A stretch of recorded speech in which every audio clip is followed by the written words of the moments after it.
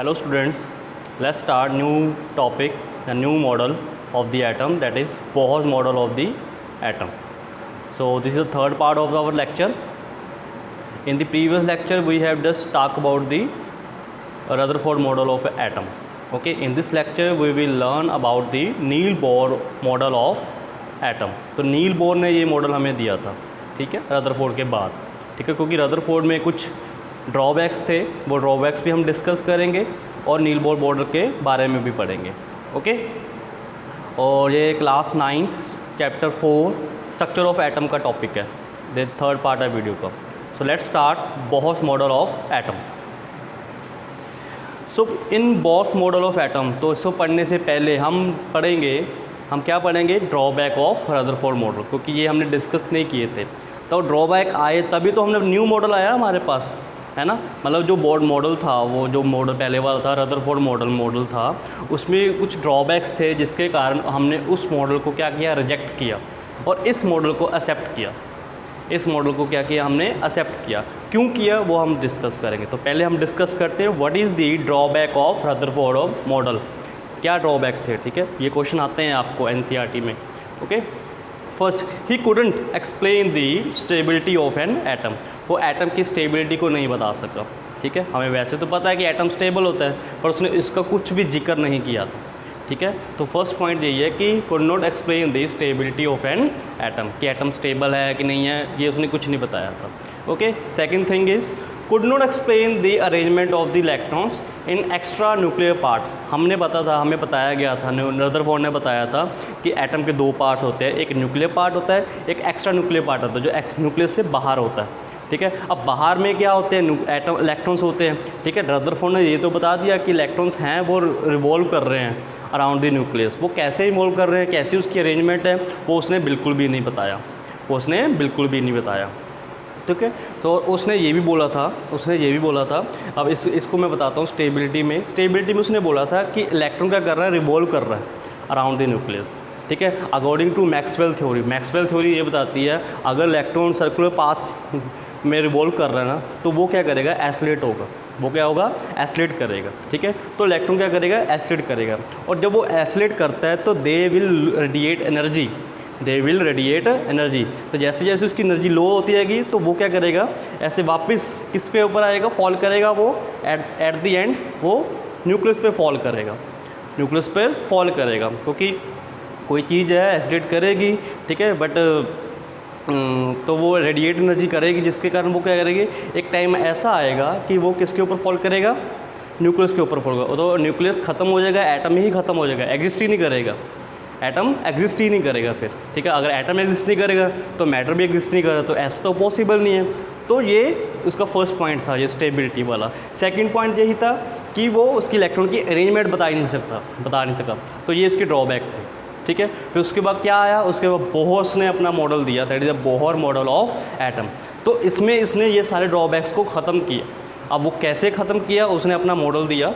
तो ये उसका मॉडल है, उसने ऐसे बनाया, सेंटर में न्यूक्लियस है, उसने अराउंड ये क्या हैं सारे, इसको मैं अभी बताऊंगा क्या नाम है, ठीक है. तो हम फर्स्ट पोस्टुलेट्स पढ़ते हैं, उसने पोस्टुलेट दिए थे हमें. तो first postulate is the electrons revolves around the nucleus in special orbit. Orbits का मतलब था पाथ, जहाँ पे इलेक्ट्रॉन रिवॉल्व करेंगे. वो स्पेशल है वो, ठीक है. स्पेशल का मतलब वो एक इलेक्ट्रॉन का एक अपना एक पर्टिकुलर ऑर्बिट होगा, अपना पाथ होगा, ठीक है. नाउन एज डिस्क्रीट ऑर्बिट, उसको क्या बोलते हैं, डिस्क्रीट का मतलब होगा एक पर्टिकुलर, कि हाँ उसी का है. जैसे रोल नंबर 1 आकाश का है, तो वो आकाश का ही है रोल नंबर 1 आकाश किसी और का नहीं होगा एक क्लास में, ठीक है. तो ऐसे ही एक इलेक्ट्रॉन का एक पर्टिकुलर ऑर्बिट होगा, उसको हम शेल भी बोल देंगे, ठीक है. उसको हम डिस्क्रीट ऑर्बिट बोल देंगे, एनर्जी लेवल्स बोल देंगे और शेल बोल देंगे. तो तीन चीज़ों को हम एक ही बोलेंगे, ऑर्बिट भी बोल देंगे, एनर्जी शेल भी बोल देंगे और एनर्जी लेवल भी बोल देंगे, ठीक है. ओके, तो फर्स्ट पॉइंट यही था. तो देखो उसने ये बताया कि न्यूक्लियस है, revolve around the nucleus in a particular, जैसे उसने KLMN शेल, ये शेल का नेम दिया था. कहते हैं while revolving in an discrete orbit, जब वो अपने ऑर्बिट पे घूम रहा है, रिवॉल्व कर रहा है, ठीक है. इलेक्ट्रॉन डू नॉट, ये लाइन याद करने वाली है, electron do not radiate energy, कोई एनर्जी रेडिएट नहीं करेगा तब वो, जब वो अपने ही शेल में, अपने ही ऑर्बिट में रिवॉल्व करेगा तो वो कोई एनर्जी रेडिएट नहीं करेगा, और उसको हम क्या बोलेंगे, स्टेशनरी ऑर्बिट बोलेंगे। क्या बोलेंगे, स्टेशनरी ऑर्बिट बोलेंगे। ठीक है, तो कहने का मतलब ये है कि इलेक्ट्रॉन खुद अपने शेल से बाहर नहीं जा सकता और ना ही वो नीचे वाले शेल पे आ सकता है।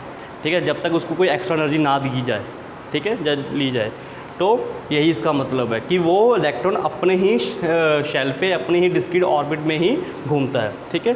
Third point, orbits are designed as that is KLMN और 1 2 3। हम ऑर्बिट्स को कैसे नाम दिया उसने, जैसे फर्स्ट है उसको K शेल बोल दिया, सेकंड L, फिर M, फिर N, फिर सो ऑन। वो डिपेंड करता है कौन सा वो एलिमेंट है, उसके एटम के ऊपर डिपेंड करता है। ठीक है। नंबर 1 हमने K को बोल दिया, नंबर 2 L को बोल दिया, number 3 M, N, number 4 N को बोल दिया। ऐसे वो चलते रहते हैं। ठीक है। तो इसमें शेल हमें बताए गए, क्योंकि यही ड्रॉबैक था ना रदरफोर्ड का।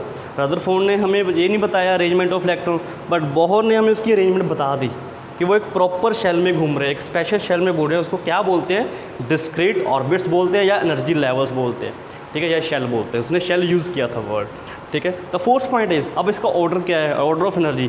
The order of energy of orbits क्या है, that is K less than M, L less than M, less than N। ठीक है, मतलब जैसे जैसे शेल बढ़ते जाएंगे तो इलेक्ट्रॉन की एनर्जी ज़्यादा होगी, इलेक्ट्रॉन की एनर्जी ज़्यादा होगी। वो हमें कैसे पता लगेगा कि एनर्जी ज़्यादा है कम है, वो लास्ट में हमें बताया जाएगा। ठीक है। कहने का मतलब K शेल के पास एनर्जी कम है as compare to L, L के पास कम है as compare to M, M के पास कम है एज़ कम्पेयर टू M। ठीक है। तो ऐसी एनर्जी उसने डिवाइड की हुई है। आगे फिर बोहर्स ने हमें बताया था रेडियस ऑफ बोहर ऑर्बिट, कि रेडियस कितना होगा। ठीक है। रेडियस कहाँ से चेक करेंगे, हम न्यूक्लियस से चेक करेंगे किसी भी शेल का। ठीक है। तो उसने ये फॉर्मूला दिया था। ठीक है। तो उसने एक बहुत बड़ी कैलकुलेशन की, कैलकुलेशन करने के बाद ही has given us a formula to find the radius of the Bohr's orbit. किसी भी ऑर्बिट का हम रेडियस फाइंड कर सकते हैं। ठीक है। तो that is the value is 0.0529 × 10⁻n² over Z nanometre है। नैनोमीटर आपको पता है, एटम एंड मॉलिक्यूल्स में हमने डिस्कस किया था what is nanometre. Nanometre 1 nanometre में कितने मीटर होते हैं, 10⁻⁻9 मीटर।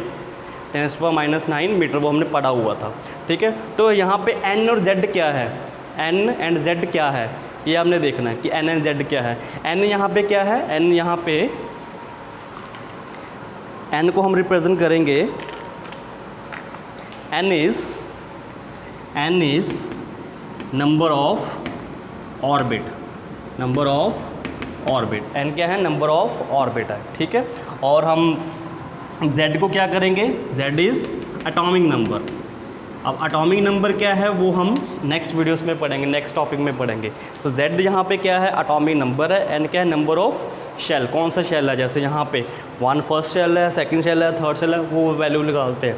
ठीक है। एनर्जी निकालने का, अब मैंने यहाँ पे बोला था डिस्क्रीट ऑर्बिट, मतलब हर इलेक्ट्रॉन की एक डिस्क्रीट एनर्जी है।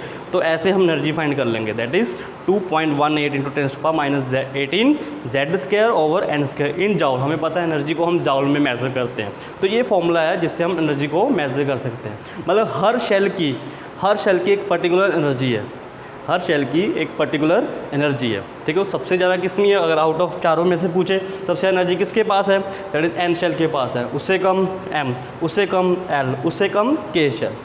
ठीक है। तो ये मॉडल था, हमें नील बोर ने बताया था। तो इससे हमें जो ड्रॉबैक थी, रदरफोर्ड की जो ड्रॉबैक थी वो रिमूव हो गई थी, जिसके कारण हमने इसके मॉडल को क्या कर दिया था, रिजेक्ट कर दिया था। क्या कर दिया था, रिजेक्ट। बट हमें फिर उसको कौन सा एक्सेप्ट किया, हम नील बोर मॉडल को एक्सेप्ट किया, बोहर्स मॉडल को एक्सेप्ट किया। ठीक है। आई होप आपको ये समझ आया होगा। Thank you so much, have a nice day.